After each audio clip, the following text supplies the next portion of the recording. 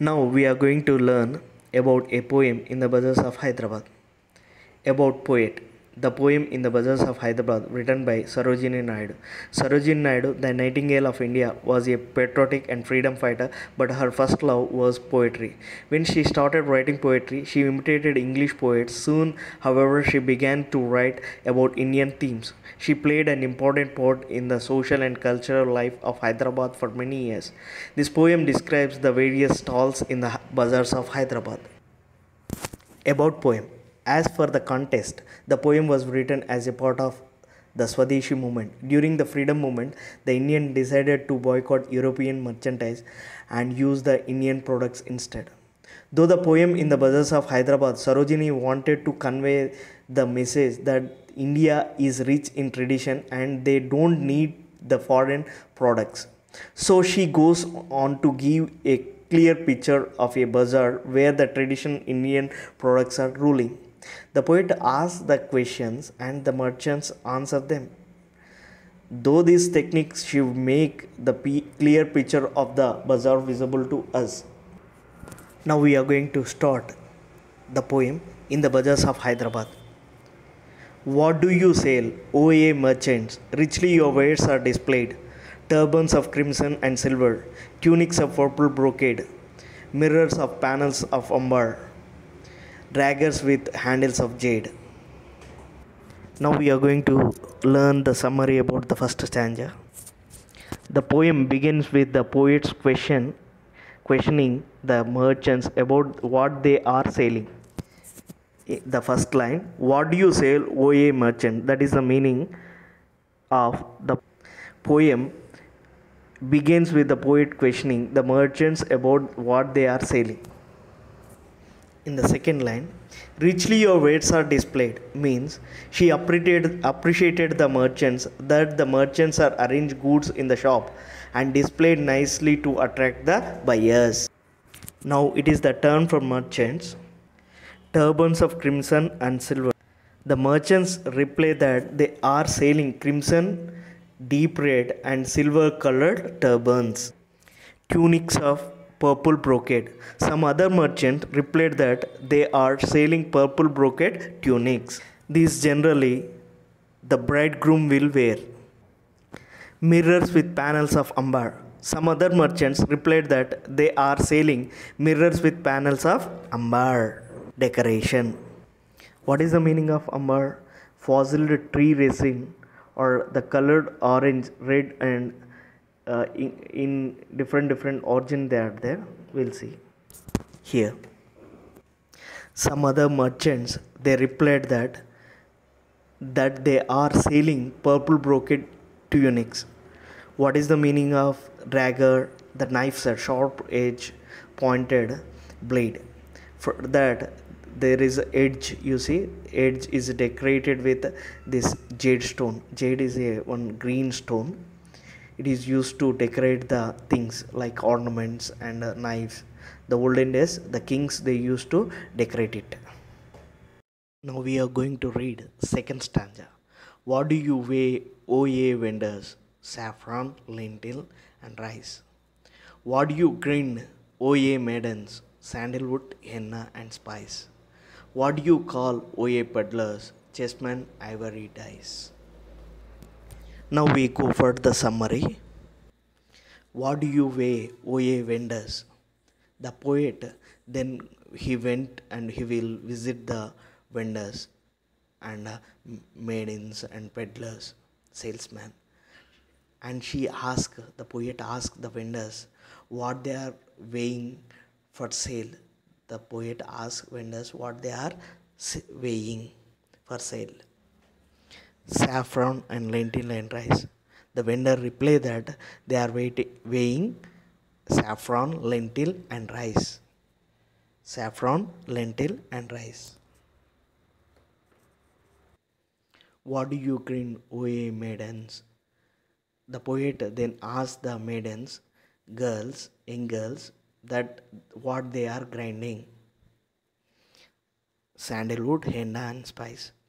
They replied that they are grinding sandalwood, henna and spices.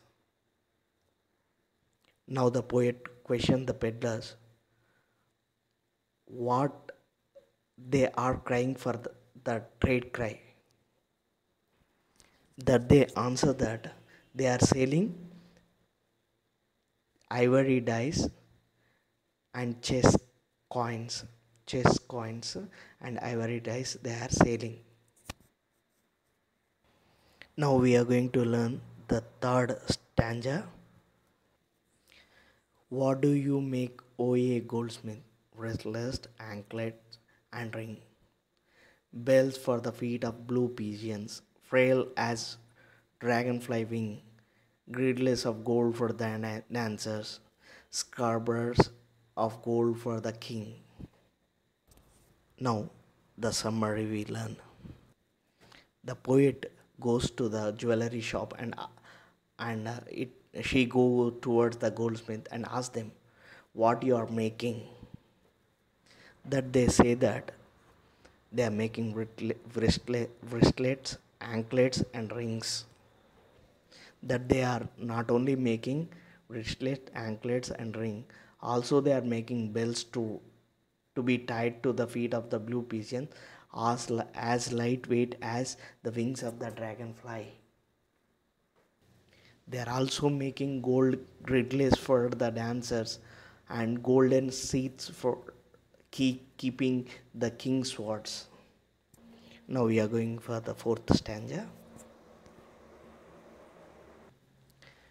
What do you cry, O ye fruit man, citron, pomegranate and plum? What do you play, O musician, sitar, sarangi and drum? What do you chant, O magician, spells for the aeons to come? Now we go for the summary. The poet in the poem, in the bazaars of Hyderabad, asked the fruit seller what the fruits they are selling. The fruit seller they answered that they are selling citron, pomegranate and plum. The fruit seller answered that they are selling citron, pomegranate and plum. Now, as the poet asked the musicians what the instrument are they play, they, they replied that they play they replied that they are playing sitar, sarangi and drum. They replied that they are playing sitar, sarangi and drum. Now the poet went towards magicians and asked them what they are chanting. And she asked them what they are chanting. They answered that they are chanting the spells to be bring in the aeon. Aeon means a divine power, divine powers who are help to do these magic tricks. Right? Now we go through the last stanza. What do you wave, O ye flower girls, with tassels of azure and red? Crowns for the brow of a bridegroom, chaplets to garland his bed, sheets of white blossom new gathered to perfume the sleep of the dead. Now we are going to the summary. Now we are going to learn the summary of the last stanza. In the last stanza of the poem, the poet asks the flower girls what they are weaving with the azure and the red tassels. The flower girls answer that the flower girls are making garlands for the bride and bridegroom and to adorn their bed for the wedding night.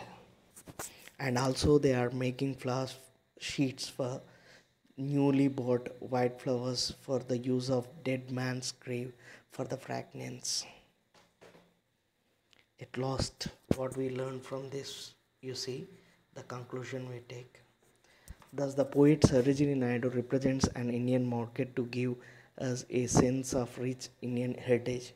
This poem was her protest against the European products and an appreciation of our own goods. Thank you. Thank you, students. Thank you for your great patience.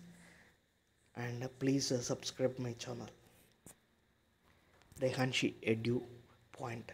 Please subscribe my channel, Rehanshi Edu Point.